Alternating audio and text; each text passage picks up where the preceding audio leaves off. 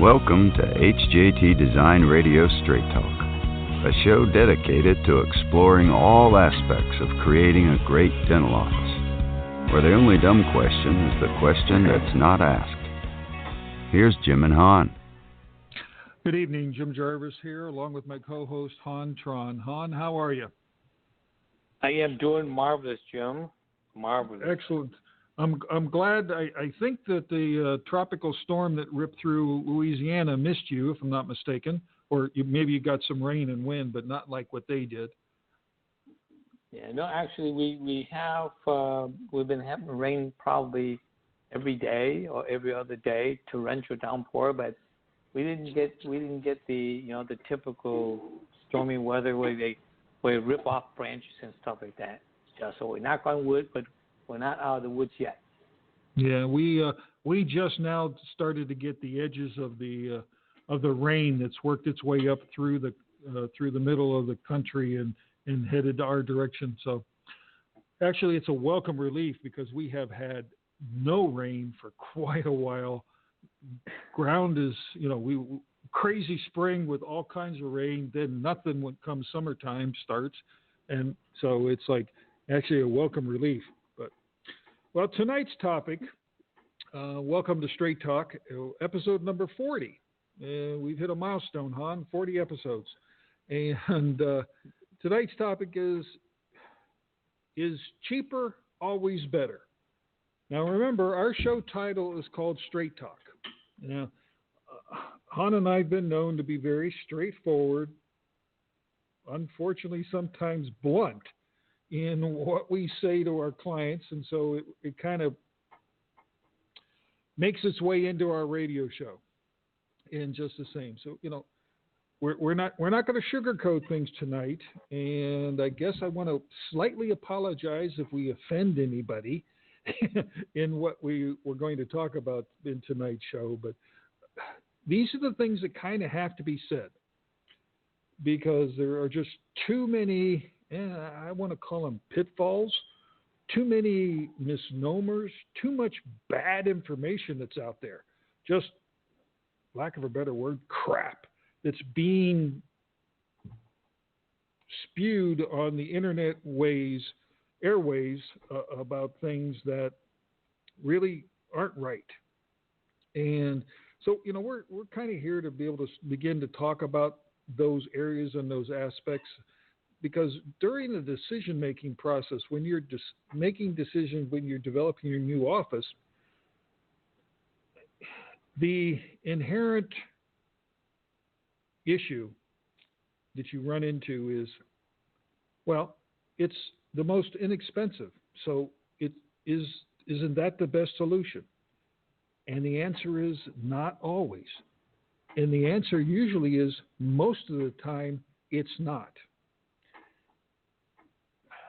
How do we want to put it, Han? It's kind of like buying a used car. You never know really what you got until you took it off the lot and you drove it around for a couple, 2 or 3 weeks, and then you can make a final decision that, yeah, I got what I paid for, or, oh crap, I got myself a piece of junk. That's the same kind of thing you run into, these pitfalls that you run into when you start the decision-making processes. And this starts at the beginning. This starts on the day you start planning your new facility, whether renovation or whether it's a new building or whether it's a lease or whether it's an own. It doesn't matter. Tonight's discussion is all germane to all of those scenarios. You were going to say, Han? I think it starts with the mindset. Okay, and what I mean by that is a lot of us, we're all consumers, and naturally, one of the hardest things for us to part way with is our cash. And so we look at, what's going to cost me, and rather than what value do I get from my investment. you look at cost as a factor and normally gravitate toward what's the cheapest way I can get away with for getting what I want. But usually, the honestly so is that what I kind of want or close enough. So I think it's a mindset of how much it costs me and what is the value for my investment. And it's a tough ship to change direction. And so it leads the decision maker down the path of cheap rather than right, or cheap versus value. And I think that is a mindset that you have to change or to embrace early on, so you don't run down the process or the path, making everything based on dollars. Right. Jim? Yes, exactly. And I like to use the analogy of my father, who's a very wise man, and from a young age, I learned so much from him in a lot of things. And he told me the very first thing he said, when it comes to tools, because I come from a construction background family and working with our hands and doing those kind of things. And he goes, Jim, when it comes to tools, buy the very best you can afford. And the reasoning behind that is you'll buy it once and keep it for a long, long, long time, as opposed to, so much of our society nowadays is based around this, use once or use twice and throw away kind of philosophy. And very disposable. Yeah, everything is disposable, and including, unfortunately, things like services, and including your professional team, and including individuals that are, basically going to help you succeed at what you're trying to accomplish. And that's the wrong way to look at it. You got to take that analogy of buy the very best you can afford, because the quality is there, and you will receive an unbelievable amount of positive back from having that individual or individuals as part of your team or in a direction. It's easier when you look at as a piece of equipment. A piece of equipment like, a chair, for example. If it does what you want it to do, if it lasts forever, or in your mind, as long as it should for what you pay for it, if it doesn't break, if it satisfies your patients, keeps them comfortable, does what you need it to do so you can do your procedures, looks good, stays looking good, that's the kind of thing that that's the decision-making process you'd go through when you would make a selection for a chair. Well, the same kind of thing you need to make that kind of decision-making process when you look at, let's start at the beginning, when you look at your team. So when you're looking at your team and you say, go back to our podcast, we talk about all our team members and who are the important people that are part of it, but obviously the main player being the architect. Well, how do you go about evaluating, is this the right team member?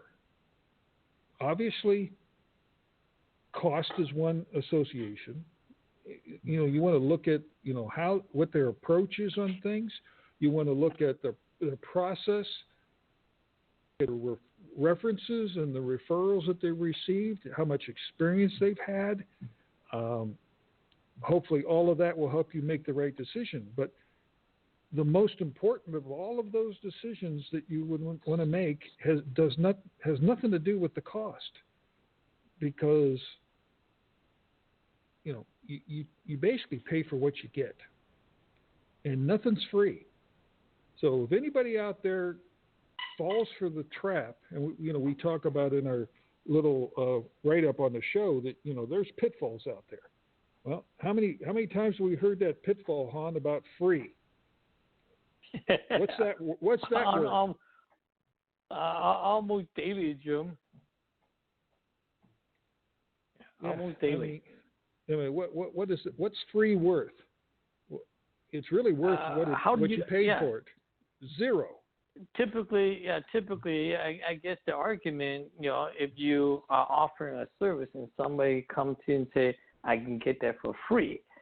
Well, you can't beat free, and professionals such as ourselves. Let me see. Last we checked, we weren't part of the millionaire or billionaire family. We don't provide our services for free. So, like you say, you get what you pay for. And usually free is not free. You pay for it in some other place or some other hook, and you know what we're talking about. Everybody is said and that kind of stuff. And we're not here to bash equipment suppliers. I mean, they're trying to do a job and they're trying to satisfy the needs, but we feel there's a better way. And the big thing is when you make that selection process about what you're trying to do, or even deciding on the direction, take the dollars out of the equation. I'll give this example. And this was to me, I was flabbergasted, but I was also very happy to see. In a selection process that happened to go out for a request for proposal on a project, this happened to be a state project that a long time ago that I was looking at and wanting to work on, and they sent out requests for proposals. Their very first request for proposal, not a single item in that proposal asked for a fee. It asked for everything else but the fee. Matter of fact, they didn't even want the fee as part of it. And that was very wise, because what they were doing was narrowing down the selection. And of course, in this particular scenario, it was a state-run project. There was probably 50 or 60 applicants, architectural firms who wanted to do that project. So they took the 50 or 60 applicants and narrowed it down to 3 or 4. And then they interviewed those 3 and 4. And then they narrowed it down to 1 or 2. Then they asked for the fee schedule and then made a final decision based upon negotiation of what that fee was. Now, that's the way to accomplish a selection for a design professional. You narrow down the field based upon the quality of the individual's work and what they can perform and what kind of service they can give you, not about what the particular costs are. Now, obviously, we hear it all the time. How many times do we hear it all the time, don't we, Han? That's a lot of money. That's a lot of money to spend on fees for design work. Yeah, I on a regular basis, the first couple of questions, from a prospective client is, what do you charge? And we don't even know what their need is. Okay, we don't even know the scope of the service we need to provide, or do they, or even are we the right? They are the right fit for us. But they want to know what it is that it's going to cost them. And like you say, that question probably shouldn't be entertained until once you determine that, yes, there's a good chemistry. They have the knowledge and experience that you need, and that they know what they're talking about, and they're accessible, they're easy to work with, and all of that stuff. And not just upfront, because you're shopping for price. More than likely, we're not the right crew for you. Yeah, we'll say real straight. Real straight is you'll always find somebody cheaper, guaranteed. And in actuality, you probably as a dentist will have that exact same scenario. There's always somebody that's going to do the same procedure that you do for a few dollars less in any particular area. It's just what it happens. So how do you differentiate yourself from the group next door or the group down the road that does the procedure for 10% less than you do? Well, you do it upon the quality of your work, obviously, the experience, the aspect of available times, all those other things that you have maybe that are better than the folks down the road. So that's looking at it from that standpoint is basically the way to look at, in selecting or at least looking at the design professional that you want to integrate. And this is just from the beginning. We all know that there's probably 3 or 4 different ways to tackle the idea of starting to design work. I mean, Han, we've got a few groups out there that like to do those things called bubble diagrams.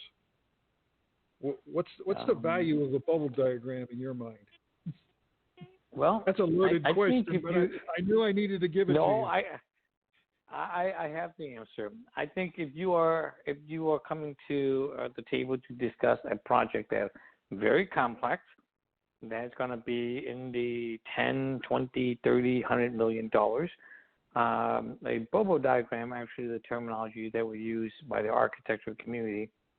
And I think interior designers usually use blocking diagram.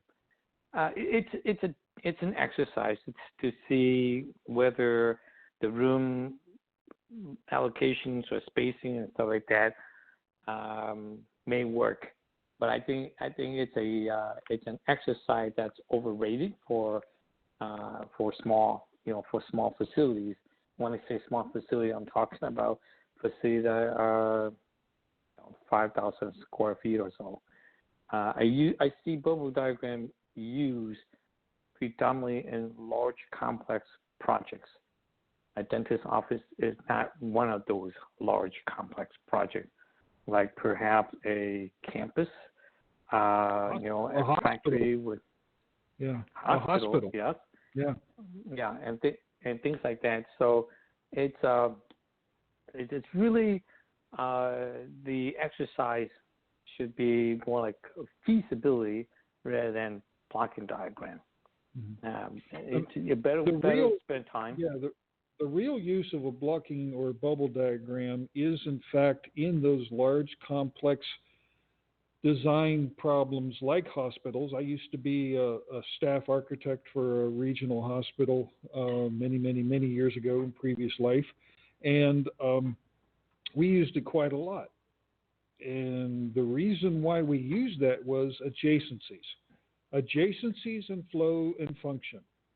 How do all of these complex procedures and complex operations that happen throughout the facility, how do they interrelate with each other, and how should this area be adjacent to that area, be adjacent to that area?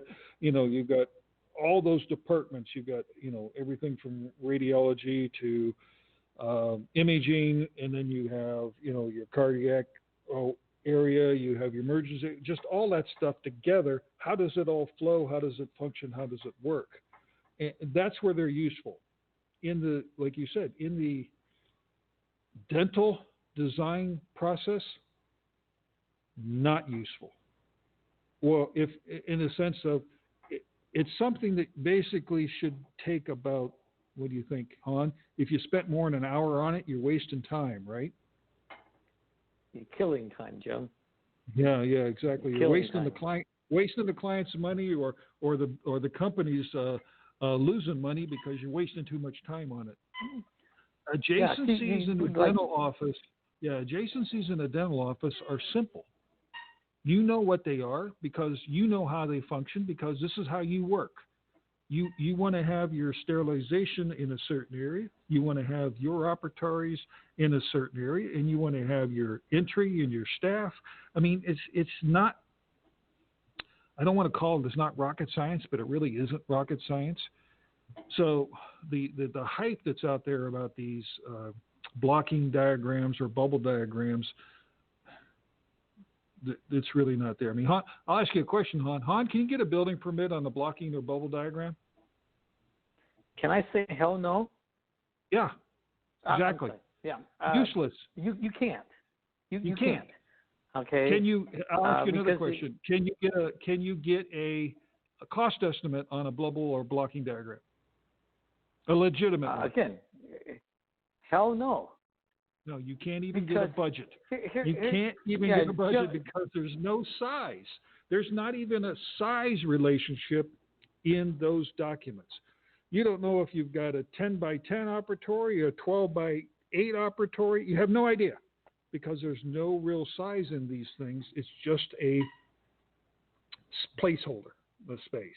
So you can't get a building permit around it. Go ahead, hon. Yeah, the bubblegram is a conceptual massing and placement and adjacency for departments, for large areas within the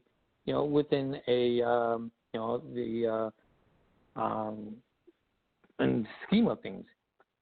Once that bubble diagram are determined where the departments are at. Should be, and so with that, and you take those departments, and you break it down into smaller components. So that's what make it more suitable for a complex project.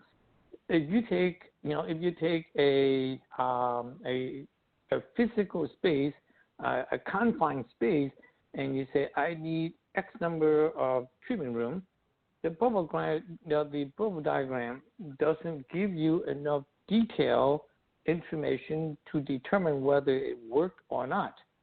The worst thing that could happen is that you have a shopping list, and from that shopping list you go, oh yeah, I can squeeze in, 5, 6, 7, or 8, or even 10 treatment room into this little footprint.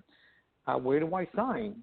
After you sign, you discover that it didn't address door location, common location, wall thicknesses, how do you travel from one place to the next, corridors, width, and all that stuff. It would become too problematic.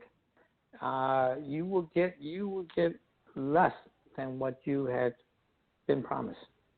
I guarantee you. Right. So. And I don't want to spend the whole show just on, complaining about the concept of bubble diagrams and what you can or can't do with it. The proper procedure is to develop a program. Your program is real simple. Go back to our podcast. We've already done all these podcasts about how to design starting from start A, B, C. But, you develop your program. And program says things like, I would like 10 operatories with the ability to expand 4 or 5 more. I would like to have, this large of a lobby. I'd like to have these many stations for hygiene. I'd like to have this particular arrangement in my sterilization. Those kind of things that will then tell you how big of a piece of property you're going to want. Or whether it'll fit on your existing property, things like, how many parking spaces, all that kind of stuff that's important. Once you've gone through all that initial design process, and it's a real design floor plan that has all the little nuances about adjacencies, has the code ramifications integrated into it, the wall thicknesses that you were talking about. It has all those things, including some dimensions on it, so that you, in fact, can get a budgetary cost from a construction entity, and they'll be pretty close. They'll be pretty close on what their estimate is on the cost of that project based upon that preliminary floor plan. So that you can then take that and say, this is where we're going to move forward. This is how I want to tweak it. This is how I want to work with this particular direction, and then move further down the process. How many times do we hear where people, and I hate to say this, but it was like, I'm sorry to the folks that have, taken these, what they've heard or what they've been told, and think they're headed on the right path. Because in reality, you're not. You really need to have that preliminary floor plan that's a thorough, thought-out exercise. And there there's some time involved, and it costs us some money to make it, so that's where we have to charge for it. We can't give it to you free. Well, Jim, it's a good point. I mean, I don't believe we have never. Let me put this on the record. We would have never put a disclaimer on anything that we put out that say that you're on your own. We have not reviewed this for building code, zoning ordinance, and or accessibility guidelines. We have never and will never, because the main thing is when you produce a layout, it has to be accurate to the point where you can literally move forward and develop the construction document from without having to second guess whether it was done properly or not. When Jim was talking about getting proposal or estimate for it, is that you need to, a contractor needs to know what is the thickness, the typical thickness of your wall. Were they going to go full height? What's the size of your door? Is it swing? Is it pocket? And so on, so that they, from their historical data and their experience, they can put together a number that you can take to the bank. A lot of time we have clients that come and they go, my bank want me to give, to get an estimate of what it's going to cost to do my project. And the discussion, I think, a lot of time is how much of the work have to be done so that you can get the number to the bank so they can give you the loan. Our experience has been it is conceptual. It's not, you shouldn't go out there and hire somebody to give you a complete set of drawings that have been engineered and all that stuff ready for permit to take it to the bank to see how much you can afford. That's not the purpose of that request from the bank, nor the purpose of the exercise is to get you complete finished drawing that you can take it to the bank and see how much you can afford, because it might be a little rude to find out that they can't finance you for what that design that you have paid to do. So at the minimal, the layout should have enough detail for you to ascertain whether the size of the rooms, individual room, will work, will be in compliance with the code, and all that good stuff, so that so that anybody look at it can figure it out. Really, will this whether it work or not? A lot of time, if you approach, and I know I'm gonna be chastised for this, is production is important. But if you have a space that all you worry about or all you focus on is production, how many treatment room I can put in here, and you don't look at the value and the amenity that your staff need, that your patient need, that give you the perception of a quality office rather than simply a mousetrap that has so many treatment rooms and you don't have any room to move around. There's a difference between design and a quality design. Jim? Yeah, exactly. So, our preliminary floor plan, the first step will get you what you need to be able to have a construction entity, put together a proper budget that will let you put that in front of the lending institution for a pretty inexpensive overall investment to get to the point of saying, yep, this works, it's within the budget, then let's move forward. All right, I'm going to throw another one at you, Han. Can you even take our preliminary floor plan, which I think is far more involved as well as more detailed than a lot of the other stuff we see being produced by others out there? Again, straight talk, guys, I'm sorry. But can you take our preliminary floor plan and get a building permit from it? No. No. Still no. You can't, because you can't even submit that to the building permit for a process for a review. It's not detailed enough. It doesn't have the information in it. So you can't take that thing and go build it, can you, hon? No, but what you can do, okay, besides giving to a contractor to put together a probable cost to establish your budget, what you could do is to take that preliminary floor plan and sit down with the building official and say, this is what I'm planning to do, and so on and so on. Some municipality will give you a cursory review so that they can tell you what else they're looking for, okay? Some are really, really, really anal about the things that they must have without any flexibility, and some are very cooperative, very easy to work with.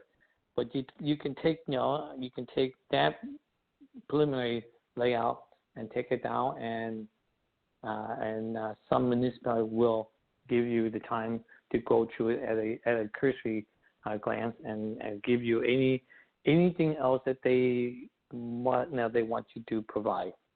Okay, so but you cannot build from it because, like Jim say, it still lacks a lot of information, and that's a different phase of the process altogether. Yep, that's the next phase. Yep. And you're exactly right. You can't build from it. Can't get a permit on it. It's basically what is then handed for the next step to the architect to be able to then take that information and start the construction document process to get to the point of something that you can actually take to the building permit and you can get a permit on and you can build. Now, let's talk about that little process that's out there. Taking that preliminary floor plan, Han, and giving it to a builder. This is where we talk about cheap, right? Well, yeah. Some people say, "Hey, that's the way to save money. You don't need an architect." Oh, really? Let me go at it, okay? No, we have gone through this pretty much all scenarios, and we've seen a lot. It depends on what we've been asked to do, and it depends on you as the owner want to do. Again, it's the mindset. If there's a lot of people out there that's going to play, their violin just right so that you can dance with them, but you're just not sure what it is that you're dancing to. You take a preliminary. We've done preliminary design for clients who already have architects on board who have never done a dental office before. So in this case, we do the work. They take it, they give it to their local architects or their architect that doesn't have the experience that we have, and he executes the design. And we're on the wing for them in case they have questions and stuff like that. So that's one process. But if you take it and you give it to a contractor and say, that's all I need, this is where some of the things that could happen. Yes, we're not the architect on the project, but somewhere in that process, somewhere on your project, there should be a architect of record. And that's the guy or gal that actually put their seal on the drawing that stated that they personally had worked on the project and or supervised over the work and or partner with the architect or the design team that did the design. They take responsibility for the technical responsibility for the design. So the contractor may take the drawing, give it to an architect for a couple of $1,000, throw together a couple of sheets of drawing, and they get a seal on it. Now, you as the owner may not, and chances are may not, have set across the table from the architect that's working for the contractor and express what you want, what you like, what you don't want, what you don't like. You basically have a layout that tells you how many operatory you're going to have and things like that. And now I have seen this where the drawing that was produced from our work for a number that our client agreed with the contractor, and it has absolutely no amenities because it was stripped down. It's provided basically you got the rooms, but ceiling, bulkhead, artwork, nothing. It was stripped down to just a plain Jane for a high dollar construction cost. So the architects involved basically that are the architect of record are simply mandated or guided by their boss, the contractor, to provide a minimal set of drawings that spelled out practically very, very little information, and that leaves the contractor to make the decision of what quality of product to use and things like that. So that's a cheaper route. Well, if you've been told that it's going to save you money going that route, I got a bridge to know where to sell to you, because you pay for it. Somewhere, somehow, somebody's going to ask you to pay for that service that are subpar. You have no representation, no oversight, no technical input or anything like that. It's buried in the numbers somewhere. Okay, it may not have there may not be an item or a line item that say this is what you pay for the architect. So don't kid yourself. You pay for it. It goes back to that you pay for what you get scenario, and in essence, you haven't even talked about the quality, the quality of the selection process of the pieces and parts. The contractor gets to make all those decisions because he's the one that's in charge. He's telling the architect what to put down if there is an architect. More than likely, it's an in-house draftsman or draftsperson that they spit the necessary documents out, at least to the point where they can get a building permit around it. And maybe they find an architect to stamp those drawings. We'll talk about that in a minute because it's actually legal. But the quality of the selections. Go back to some of our podcasts when we talk about those things. But the HVAC system. What type of warranty do you have on it? The roofing system. What kind of warranty is on that? The floor system. The cabinetry. All the pieces and parts that you integrate into your building, even the door hardware and the faucets, those kind of things, you're not able to have any input whatsoever, no input whatsoever into what those are. That's all selected by the contractor because he's telling the architect or the draftsperson what to to put in the drawings and the specifications, if there even are any drawings and specifications.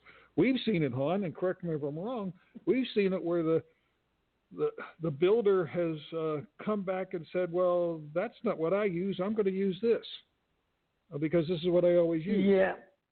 I don't use that stuff. No, we don't use that stuff. I use this roofing because that's what my guys can put up there.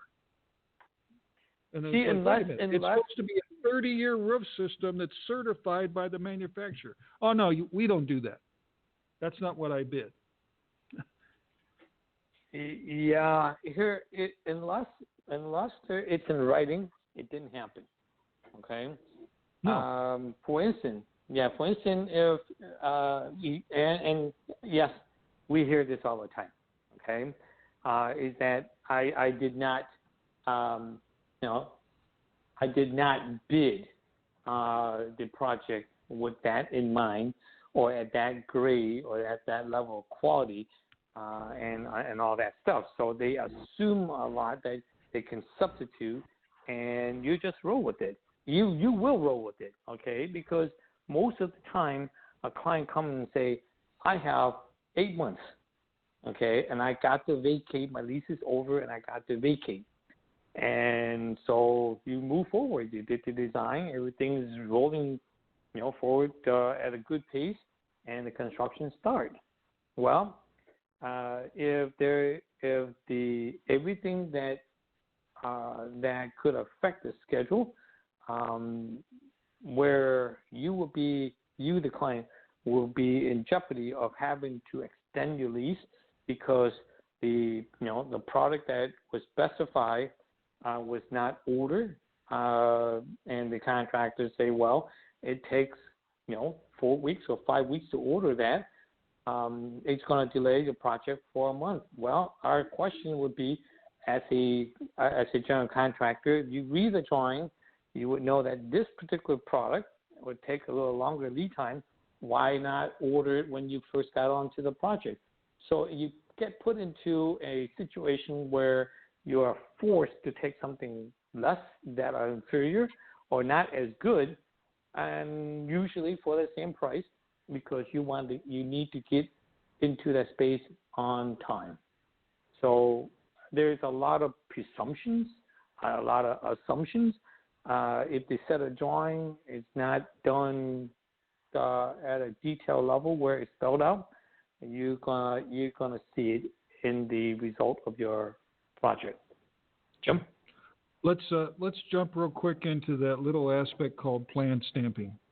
Now, most people don't understand what that is. I'm going to explain it.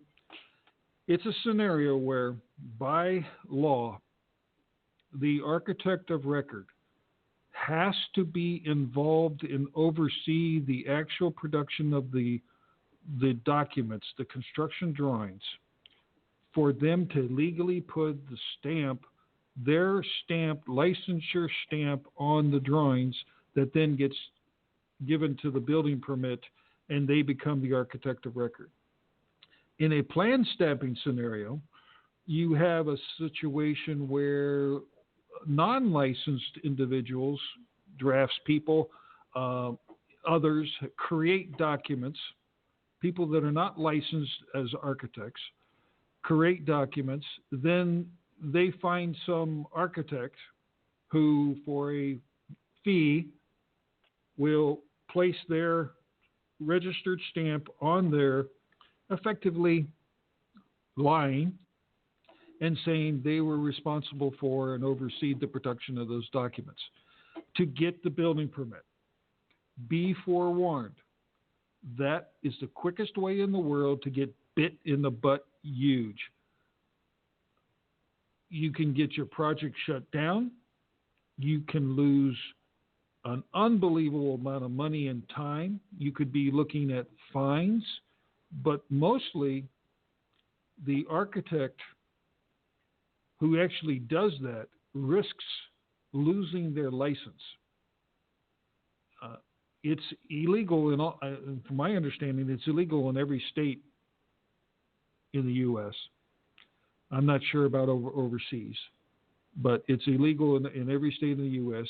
And is it Texas, Han, is the only state, maybe another one, that doesn't require a licensed architect on buildings under 5,000 square feet. I think Texas is the only one. No, Florida too. Florida as well. Okay. Yes. Which is crazy. I don't understand that because Florida's got so many codes, especially with the hurricane codes and that kind of stuff. Unbelievable. But there is a safety mechanism in that scenario, Jim. Is that they require an engineer to seal the drawings. Yeah, they require an engineer, which is just as complicated, and licensure requirements.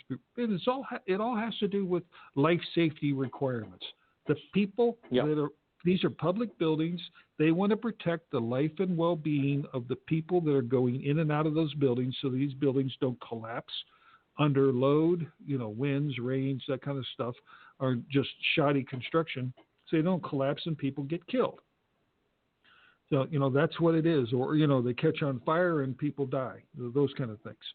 So be forewarned, be careful. Plan stamping is don't do it. Don't let it get done on your project. Verify that architect that's doing the work, if there's somebody in-house, that they're licensed to the builder, if you're going to go with that direction.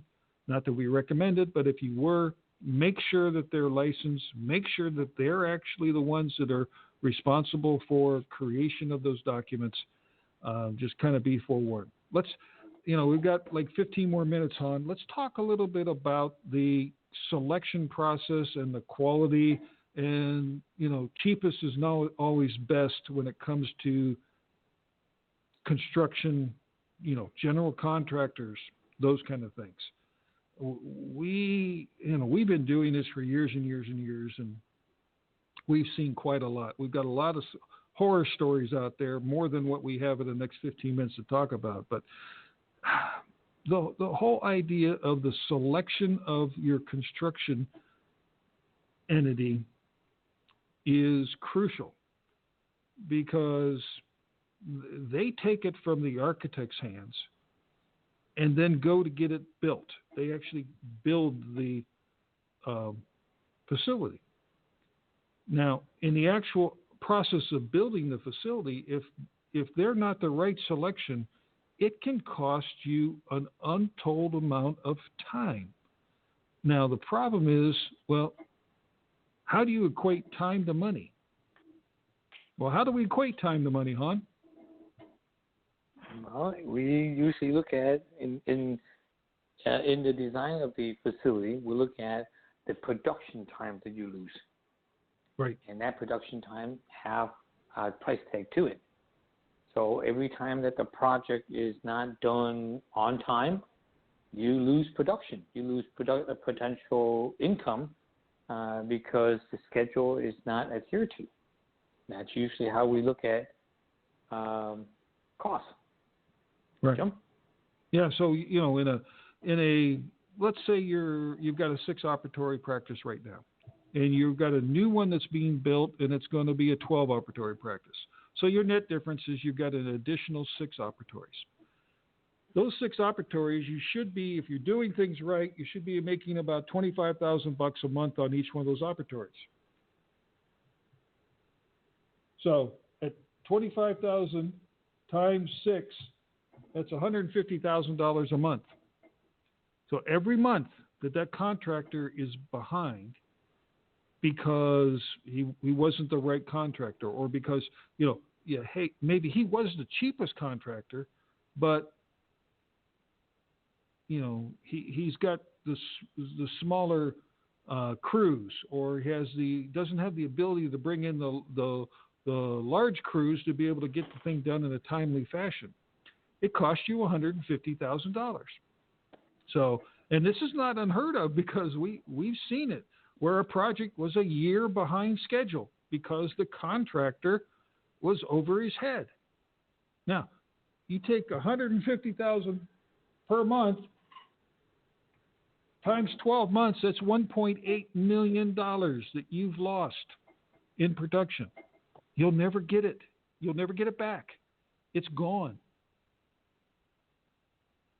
Now, if the difference between your contractors, when you were looking at the pricing when the original bids came in, was even $300,000 different,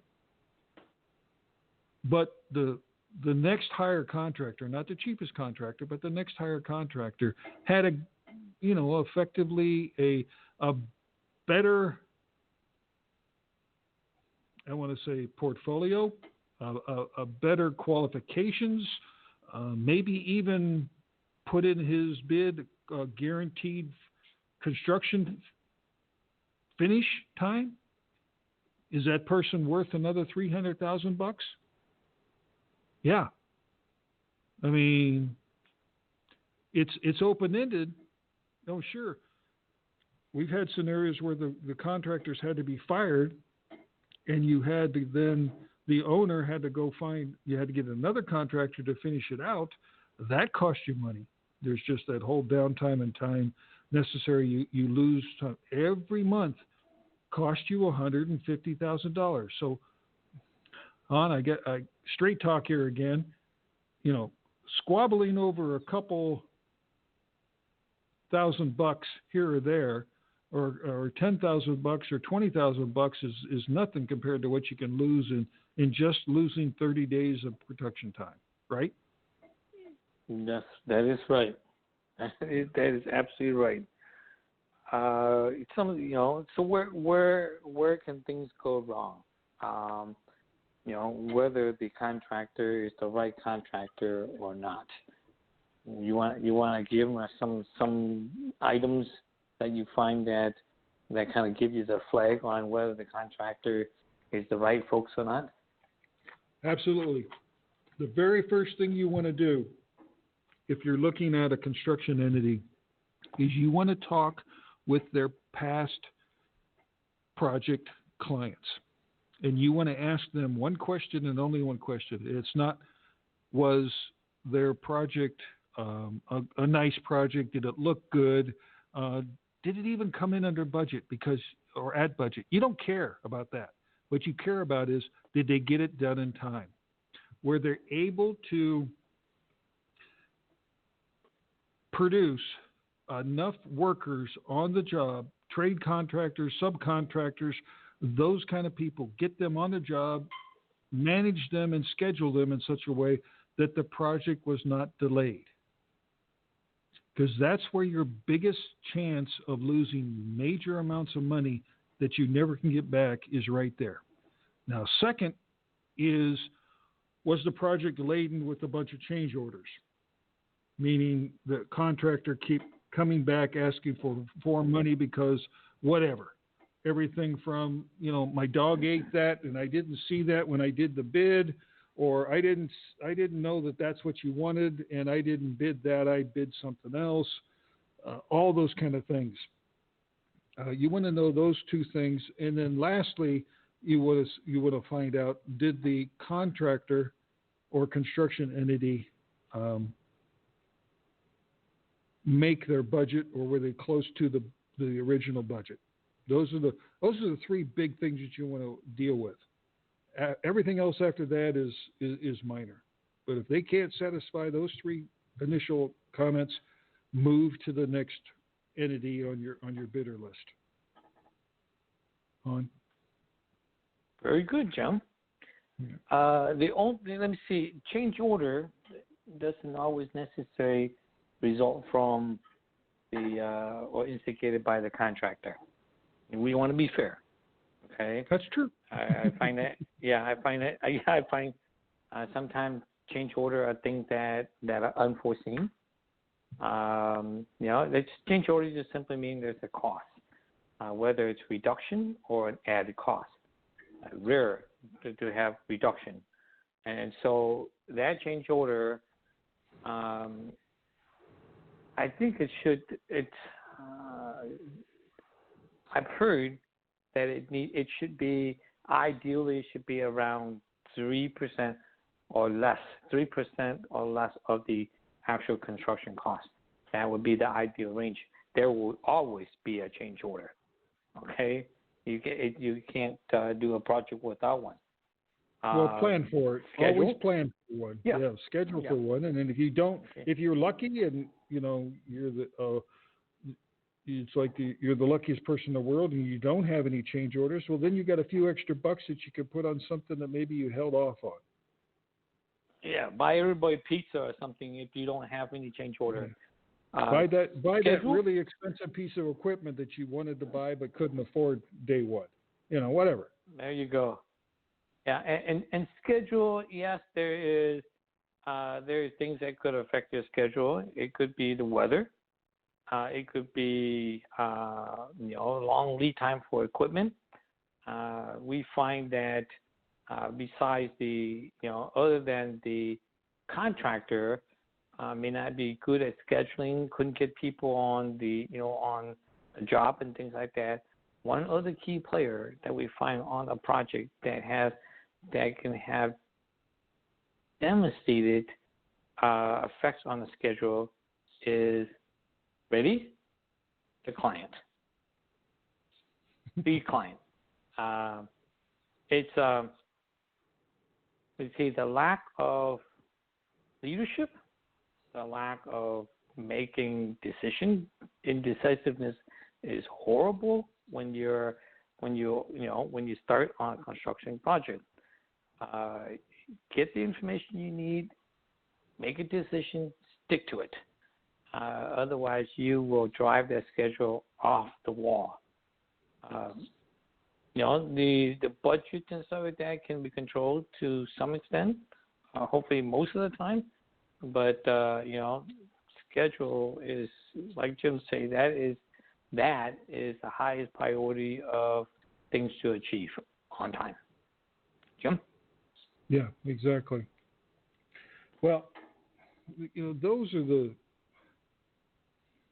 back to the original discussion we started tonight. The quality of the service that you get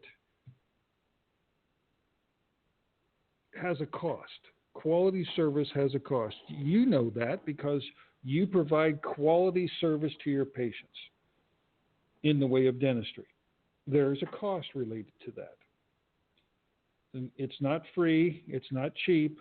The cheapest is not always the best. You know that. There's good quality crowns and there's cheap crowns. Which one do you want to put in your patient's mouth? You want to put the quality ones in because you don't want them coming back because the cheap ones break. It's really no different.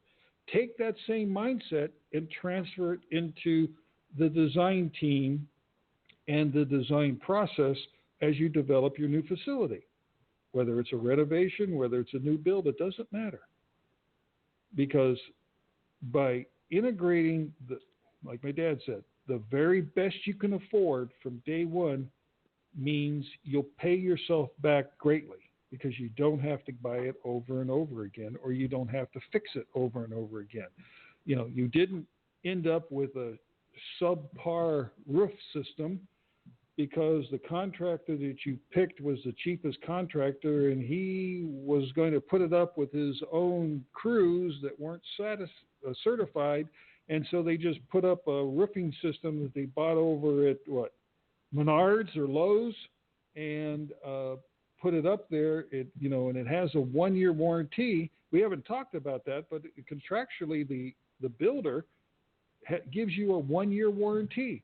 After 1 year and 1 day, he's not responsible for anything that breaks or doesn't work or isn't working properly on your building. You are. You're responsible for it after 1 year and 1 day. That's the normal contractual relationship.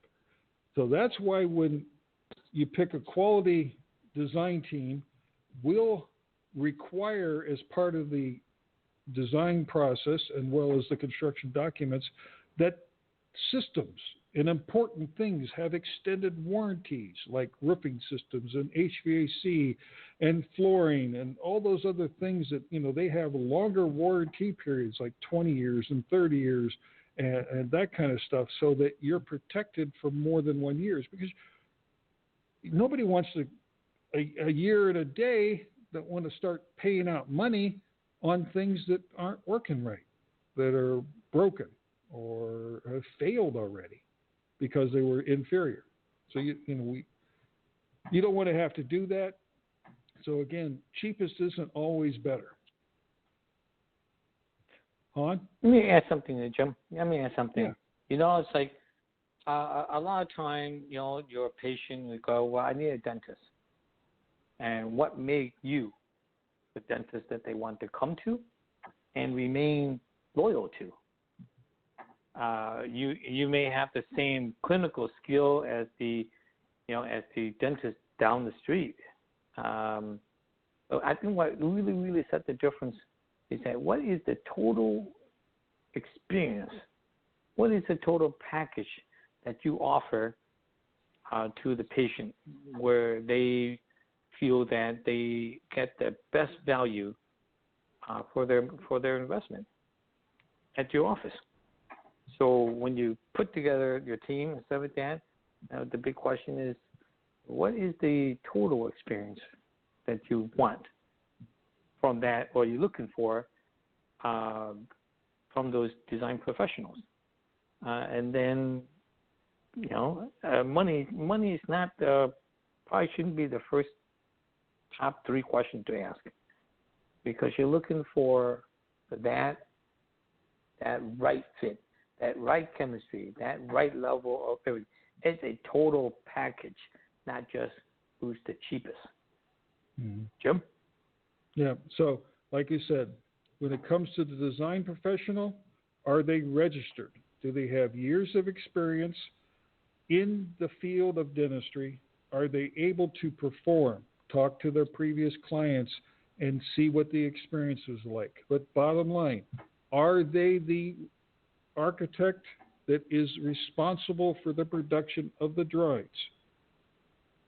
Then talk about, once you've qualified them, then you talk about, okay, what's the cost? Now, on the builder, how are they on schedule? How are they on change orders and communication? Then talk to them about the cost. Those are the things that you want to qualify when you make those selections on those two main key players on your team. And cheaper is not always better. But you do some homework, you don't have to worry about it, because in actuality, you're getting a much better quality product, a final solution that's going to live for many, many years and satisfy your needs for many, many years, so you don't have to go back in and start, becomes the proverbial money pit that you have to keep pouring more and more money at to keep it up and running. So I'll leave you with the last word on that, Han. Yeah, I think, again, it's about value. It's about investing. It's not so much what it costs.